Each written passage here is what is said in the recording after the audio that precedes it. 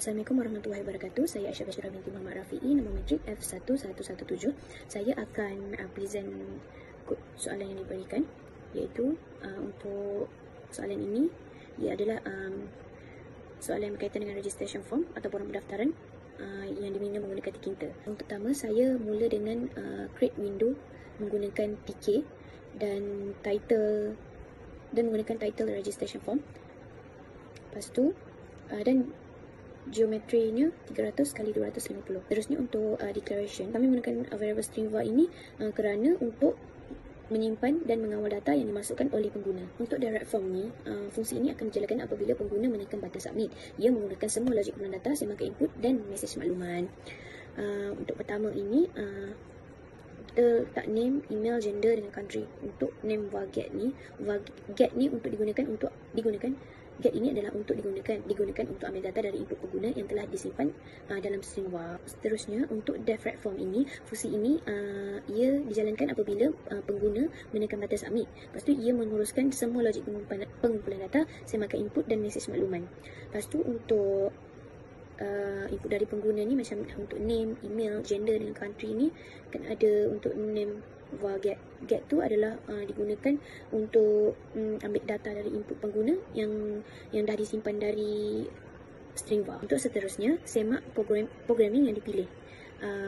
Untuk if var1 .get programming.append java, if var2 .get programming.append python. So maksudnya kod ini akan semak sama ada pengguna menanda check button untuk Java atau Python dan disimpan dalam senarai programming. Seterusnya untuk validate input, ini adalah form yang pastikan semua yang diisi.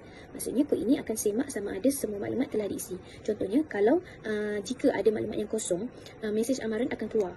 Dia akan keluar please complete or fill. Lepas tu fungsi akan berhenti di situ. Seterusnya untuk print name, print email, print gender, print country dengan print programming ni, ia adalah data yang akan dicetak ataupun dipaparkan dalam shell ataupun konsol. Ini tujuannya untuk semakan pengguna. Untuk seterusnya, name var set, email var set, gender var set, list country set, var1 set, var2 set. Ini adalah untuk data yang dimasukkan oleh pengguna tu diresetkan balik supaya boleh isi balik. So input tu akan dikosongkan semula supaya borang boleh digunakan untuk pendaftaran baru. Seterusnya adalah message box.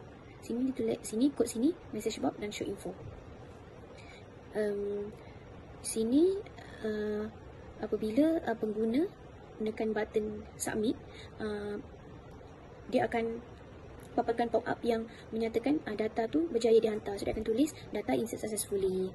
Seterusnya adalah untuk layout GUI, iaitu untuk level pertama ialah memaparkan tajuk utama borang ni, iaitu registration form, dengan menggunakan font Arial size 16 dengan bold.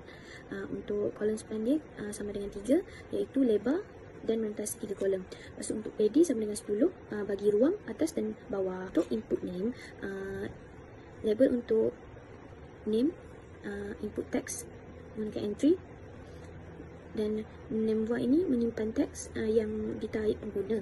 Lepas tu pads dengan PD ni untuk jarak supaya susunan lebih kemas. Untuk label input email ini sama macam name tadi, label email dan ruangan isian email. Lepas tu guna email var untuk simpan input tu. Untuk level gender pula, kita menggunakan 2 ready button. Ia untuk memilih sama ada male atau female. Jadinya pengguna boleh tick sama ada male atau female. Ia menggunakan gender var sebagai variable simpan pilihan lah. Untuk label country ini adalah menggunakan option menu untuk pilih satu negeri. Nilai default dia adalah select country. Lepas tu ia menggunakan list country sebagai variable simpan negeri yang dipilih pengguna. Untuk programming pula, menggunakan check button, meletakkan 2 check button. Di situ ia boleh pilih satu atau kedua-duanya, iaitu Java atau Python. Yang terakhir adalah submission, iaitu butang submit. Untuk butang submit ni ia untuk hantar borang lah.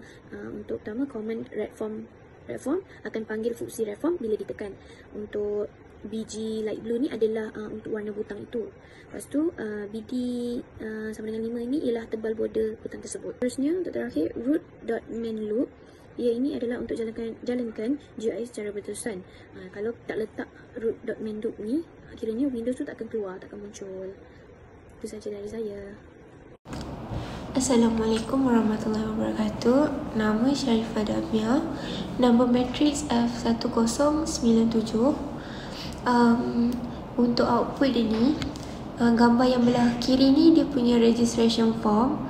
Kiranya nanti user kena masukkan nama dengan email. Lepas tu tick gender tu male ataupun female. Lepas tu nanti user boleh pilih country tu Kedah ke, Terengganu ke, apa semua ke. Lepas tu untuk programming, user boleh tick Python saja ataupun Java saja ataupun dua-dua boleh. Lepas tu tekan button submit tu. Bila dah tekan button submit tu, nanti dia akan keluar message box, data insert successfully. Lepas tu dekat shell tu nanti dia akan keluarlah output yang user masukkan dekat form tadi. Saya rasa tu saja daripada saya. Sekian, terima kasih.